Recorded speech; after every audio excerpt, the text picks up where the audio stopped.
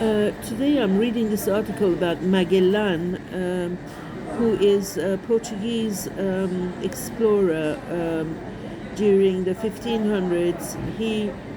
Uh, I managed to read a whole article about him, and he started out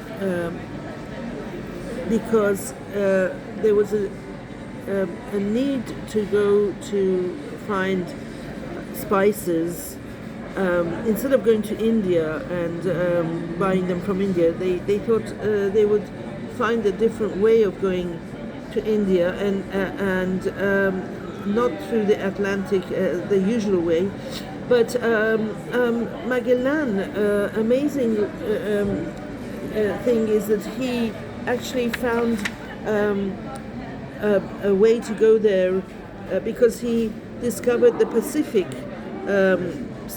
Ocean, and he goes through these islands where people rebel against them. He thinks that he's doing his king a favor, but basically the islanders, the natives, are very clever, and they find ways to kill these newcomers who think that they can, take over their islands.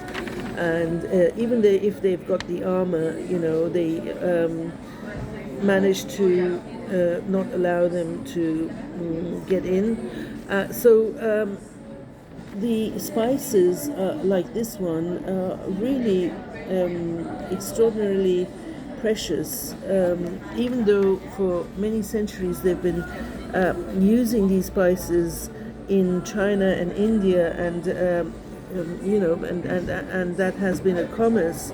But for instance, these peppers have been even like money. They've been a way of exchanging goods with these spices. So here is Magellan's